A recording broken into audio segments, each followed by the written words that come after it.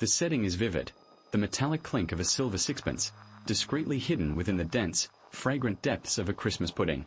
It's more than just a holiday tradition, it's an entire experience that awakens the senses. Picture this, a family gathered close, eyes wide with anticipation, seated at a table decked with festive fare, about to embark on a ritual as old as memory.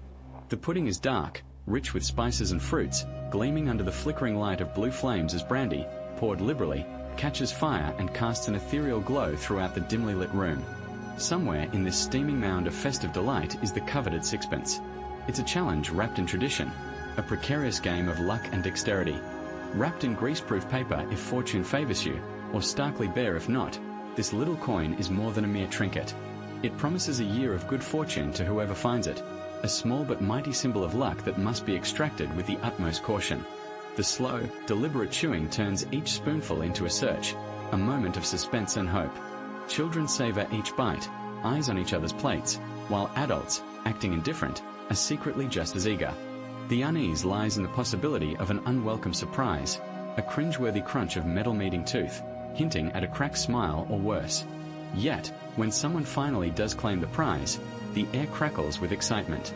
A cheer erupts as the victor raises the sixpence aloft, like a glittering crown atop a mound of triumph. Its metallic taste mingles provocatively with the rich flavors of the pudding, a prize savored, not for its purchasing power, but for its significance, an annual rite of passage solidifying one's place in the fabric of familial unity. In those times, the sense of danger was an accepted backdrop to childhood whims and festivities. Foregoing the sixpence diluted the essence of Christmas. It would be merely another dessert, devoid of its magical challenge. Similarly, the creation of paper chains was not just art, but an exercise in resilience and determination. The process involved cutting strips of brightly colored paper and binding them together to create festive garlands. But before these vibrant decorations could hang proudly from the ceiling, one had to endure the taste. A pungent chemical tang as glue was licked and pressed with each looped strip, a task met with a blend of grimace tolerance and artistic fervor. The glue would coat and clog the tongue, leaving it numb and thick, an unfortunate push toward the final reward, a living room transformed. Whether it was with the neat, pre-packaged sets from Woolworths, where strips were pre-glued for convenience, or the more homespun, improvisational ribbon fragments from recycled newspaper, glued together with home-mixed flour paste, each loop and connection was a labor of love. Palms sticky, jaws tired from repetitive action, the satisfaction came when the room was dressed in its new attire. Red melded with green, green with yellow, forming a joyful tapestry, a celestial canopy stretching across the ceiling and turning the ordinary space into a festive dreamscape of anticipation. With each chain that adorned the room, another layer of joyful spirit enveloped the household, and when you stepped back to admire your handiwork, hands sticky and mouth long since accustomed to the taste, you felt an undeniable pride. This modest craft spoke volumes, transforming a simple room into a chamber of warmth, cheer, and holiday spirit. Imagine vividly crafting Christmas with your own hands, each stitch of garland meticulously put together, each ornament chosen with care. As New Year approached, these homemade chains would begin to sag under their own weight.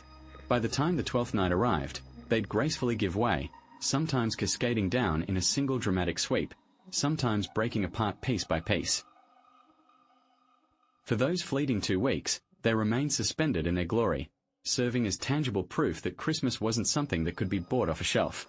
It was the fruit of hard work, infused with dedication and the kind of companionship that no modern, manufactured decoration could ever hope to emulate. The scent of the paraffin heater, sharp and oily, was a constant presence, weaving its way into curtains and embedding itself in every piece of furniture. It was a distinctive aroma that greeted you the moment you stepped inside. Though far from pleasant, it was warmth incarnate. In the 1960s, when homes typically relied on a single coal fire to provide heat in the living room, this little paraffin heater was nothing short of a lifeline. Positioned in the corner, its mesh grille glowing with an inviting orange hue, it stood as a beacon of comfort. On Christmas mornings, you'd find yourself crouched beside it, clad in your pajamas, hands eagerly outstretched to soak up its warmth while your breath hung visibly in the chilly air. Bedrooms, after all, had no radiators to chase away the chill. Bathrooms offered no respite from the biting cold. Throughout the harsh winter months, the house remained in a perpetual state of chill, as if its very walls had absorbed the cold. Lighting the tiny paraffin heater was an almost sacred ceremony, one that brought both expectation and a touch of warmth. Your father would carefully adjust the wick, a practiced motion that required a deft hand, before striking a match with precision. The moment the flame caught, it danced eagerly, reaching upwards, spreading its golden heat. Initially, the flame belched out thick, black smoke with an acrid scent, an almost chemical bitterness that lingered in the nose. But as the minutes passed, it calmed, yielding a steady, calm blue glow, silently radiating warmth. And then the distinctive scent filled the room, neither entirely like petrol nor quite resembling tar, yet oddly reminiscent of both. It was a scent that symbolized endurance and resilience. It was a message. Despite challenges, we were persevering, we were making it through this trying season. Mothers across neighborhoods held a shared anxiety about the heater. They worried incessantly about the heater tipping over, imagining pools of burning paraffin seeping into the carpet, setting the room ablaze.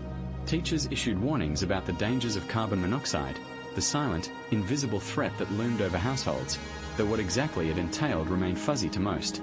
Yet, regardless of these concerns, nearly every home possessed one of these heaters, and some had the luxury of two. On Christmas Day, when the house brimmed with life and laughter with family members gathering from near and far, that small heater was pressed into overdrive.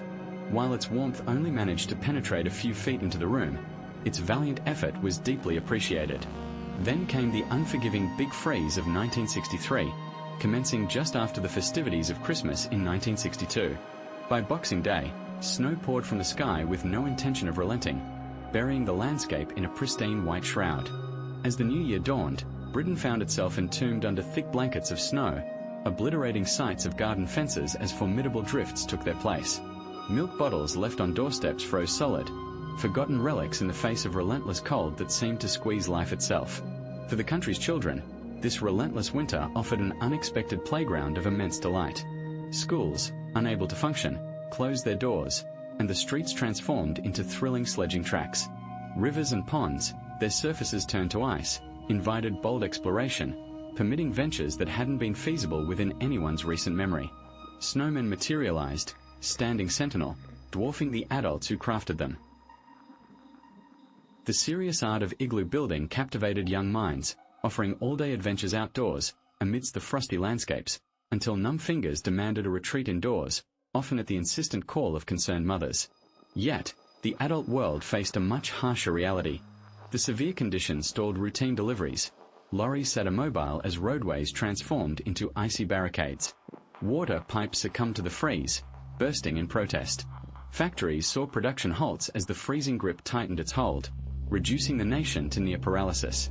Christmas then metamorphosed into a battle for warmth and normalcy amidst the chaos. Nevertheless, in this frozen tableau, the spirit of cooperation flourished. Communities pulled together in ways both small and grand. Neighbors shared precious coal stores, and strangers lent a hand, shoveling paths and digging vehicles from deep snow traps. On Christmas Day, despite the biting cold and snow piling high against window panes, families gathered. Inside, where the paraffin heater's glow mingled with the comforting sound of crackling fires, they forged moments of fleeting warmth. For those sacred hours, the encroaching wintry world ceased to exist. They celebrated a quieter Christmas, one imbued with a pure essence, perhaps shadowed with cold, yet not diminished in joy, authenticity. Amidst these traditions, the golden age of annuals dawned each Christmas morning, their arrival heralded by brightly wrapped parcels. Titles like the Beano, the Dandy, and Bunty for the girls were annual treasures. These heavy hardback books exuded the smell of fresh ink, a promise of countless hours lost within their pages. As the wrapping was joyfully stripped away, fingers traced the glossy covers with reverence, knowing the magical worlds within were now theirs to explore. The Beano, with Dennis the Menace flashing a mischievous grin, offered stories brimming with playful chaos and scuffed knees. The Dandy introduced the mighty desperate Dan with his legendary cow pies and unparalleled strength, a heroic beacon. Meanwhile, Bunty enticed young girls with tales of boarding school intrigues, thrilling mysteries, and adventures at the tantalizing edge of reality. These weren't mere reads, they were devoured with fervor from cover to cover, often revisited a second time, the house growing serene around the reader. There were jokes to be laughed at, comic strips to linger over, and puzzles tucked in the back pages to ponder by the cozy fireside. Every page in these annuals felt like a world of its own, inviting you to dive headfirst into its stories and characters. These weren't just casual reads meant to be discarded, they were cherished possessions. You'd pore over them again and again until the spine inevitably cracked from constant use, and pages would start to come loose. Years down the line, you'd stumble upon them tucked away in a cupboard, their covers faded and worn. The distinct, nostalgic aroma of the ink would immediately transport you back to those days, not only reviving the stories but also evoking a profound sense of endless time, the comforting luxury of spending hours doing nothing but losing oneself in a book, and the magic of Christmas that seemed to stretch on eternally. Back then, selection boxes were a thrilling gift, crafted as actual substantial boxes, made from sturdy cardboard, often designed in the festive shapes of a Christmas stocking or chimney. These boxes had clear windows on the front, a tantalizing preview of the chocolate treasures inside. They were filled with full-size chocolate bars, not the diminutive versions we often see today. Receiving one of these was a delight, especially if gifted by a generous aunt or a friendly neighbor, and on lucky days, you might even receive two. The sheer weight of the box in your hands was a triumphant token of the holiday spirit. Inside, the chocolates lay stacked in an inviting arrangement.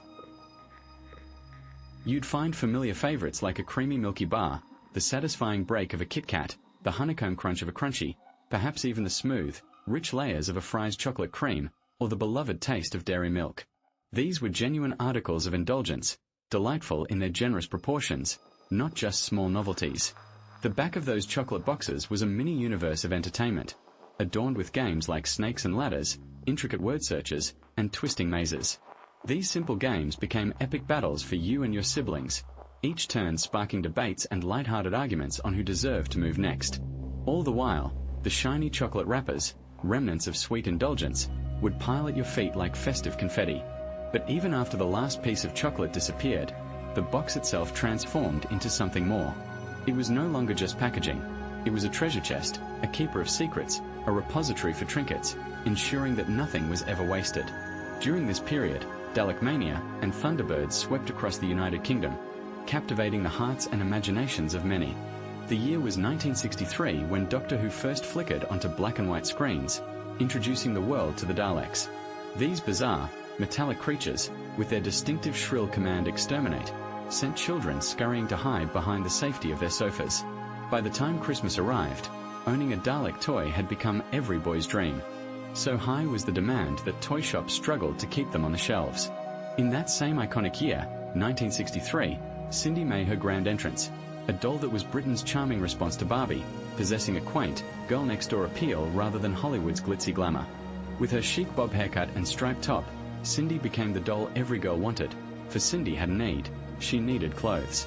Not just any clothes, but a wardrobe full of party dresses, sporty tennis gear, and even equestrian outfits. Shopping trips to Woolworths became quests for the perfect addition to Cindy's collection, each outfit encased in its pristine little box. These toys weren't just objects, they turned into fervent obsessions. Christmas morning brimmed with the hope that beneath the twinkling tree laid a Dalek or a Cindy, and if luck was on your side, both.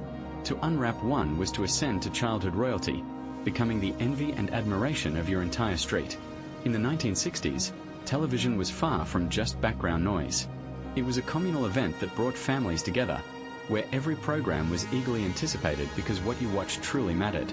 Doctor Who, airing on Saturday nights, became a sacred ritual, while Thunderbirds on Sunday afternoons was deemed an unmissable spectacle.